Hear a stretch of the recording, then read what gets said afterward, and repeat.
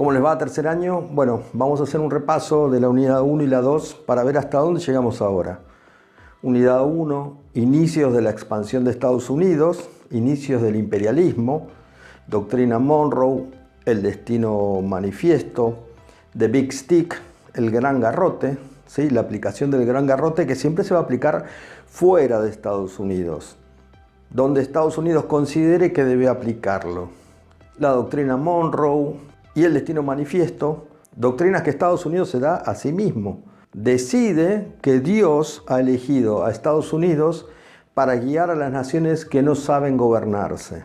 Basado en estas premisas, Estados Unidos comienza a expandirse. Primero dentro del mismo Estados Unidos, la conquista del oeste, luego la guerra civil, el norte industrial vence al sur esclavista. ¿Y por qué remarco esto? Porque sí, hubo una búsqueda de liberar a los esclavos negros, pero también hubo una razón económica muy fuerte. El norte producía productos industriales, el sur producía algodón y lo producía a base de mano de obra esclava. Así es fácil, ¿verdad? Si uno tiene 100 esclavos a los que no tiene que pagarles nada y le sale más barato conseguir uno nuevo cuando se muere un esclavo o uno lo castiga y lo mata, porque era lo que pasaba en el sur, ¿sí? En las plantaciones de algodón, entonces la ganancia no está en el algodón, no está en lo que se produce, sino en tener esclavos que no producen gastos. Y la diferencia entre el norte y el sur es que el sur vende materias primas y el norte vende productos terminados. Siempre tienen más valor, valor agregado. No es lo mismo vender una locomotora, un barco, un avión, un auto, que vender toneladas y toneladas de algodón, para lo que se requiere mano de obra esclava para que dé ganancia, y vender cientos de miles de toneladas, que aparte el algodón está en manos de unos pocos. Termina la guerra civil y Estados Unidos, ahora sí, consolidado interiormente, empieza a mirar hacia afuera. Y mirar hacia afuera es mirar hacia Centroamérica, mirar al Caribe. Y empieza su expansión por estas zonas. Primero se propone echar a las potencias europeas, Gran Bretaña y España, de América. Influir en el Caribe, influir en Centroamérica. Pone su vista sobre Panamá, donde está Francia construyendo el canal de Panamá, que es lo que vamos a ver en la próxima unidad más en profundidad.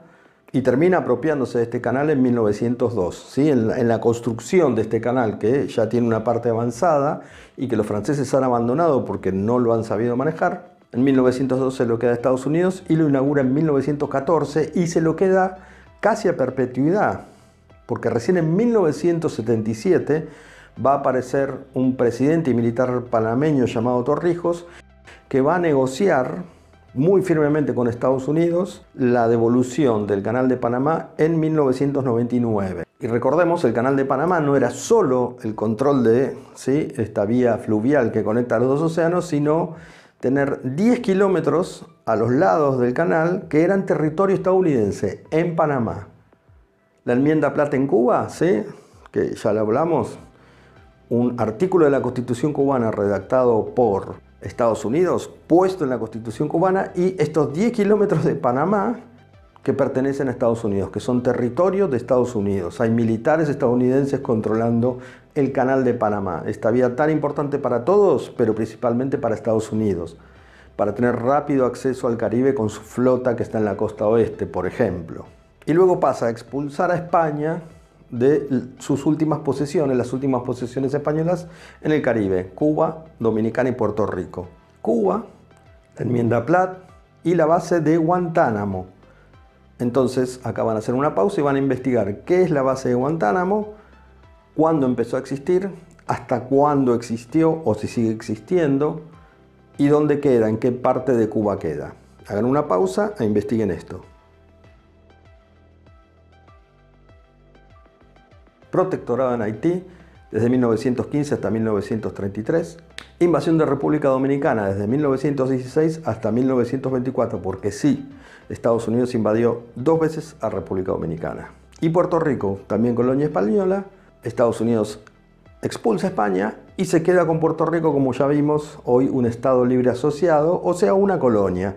Es nada Puerto Rico legalmente hablando, ¿sí? Limbo, como ya vimos en clase. Luego Filipinas, donde Estados Unidos se va a quedar hasta 1946. Ayuda a los filipinos a echar a los españoles y luego El presidente de ese momento de Estados Unidos afirma que Dios le dijo que los filipinos no pueden gobernarse a sí mismos y que su deber es ayudarlos, entre comillas. Filipinas, Asia, España, fuera de Filipinas, se termina lo último que quedaba del Imperio Español. Estados Unidos va a entrar en guerra con España tras el incidente con el Maine, un barco que explota. Los estadounidenses le echan la culpa a los españoles, 268 marinos muertos. Los españoles dicen que el Maine explota por mal mantenimiento.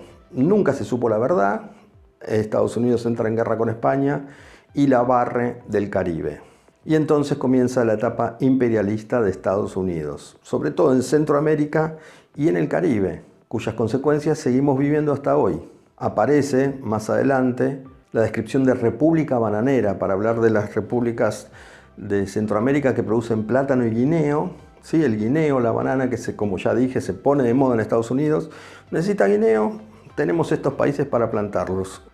Usamos estos países de Centroamérica como huertas, básicamente, y ponemos los gobiernos que queremos para que no afecten los intereses de la United Fruit Company. Entonces, segunda actividad del día, busquen qué era la United Fruit Company. Pausa.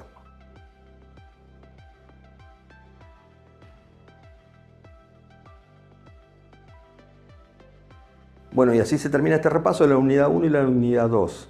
Las doctrinas que Estados Unidos se da a sí mismo para justificar lo que va a hacer en Centroamérica y en el Caribe y luego en toda América, América para los americanos, y el capítulo 2, donde efectivamente avanza a los hechos con estas doctrinas y aquello que se había propuesto, América para los americanos, no para los europeos, se lleva adelante. Una parte de esto se va a llevar adelante de 1914, ¿sí? en los años posteriores, en los que Europa está sumida en su primera guerra mundial. Una guerra mundial muy particular que no involucró a ningún país de Latinoamérica, o sea, de México para abajo, ni del Caribe, ni de América del Sur. Mundial era porque estaba Europa ahí.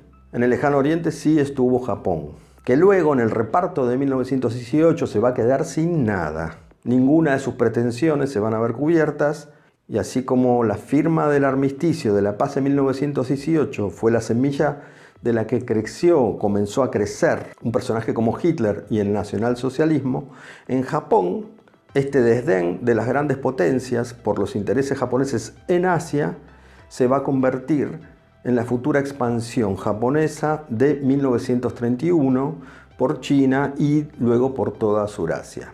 Bueno, eso ha sido todo por hoy. Espero que hayan disfrutado de esta clase y nos estaremos viendo próximamente. Hasta luego.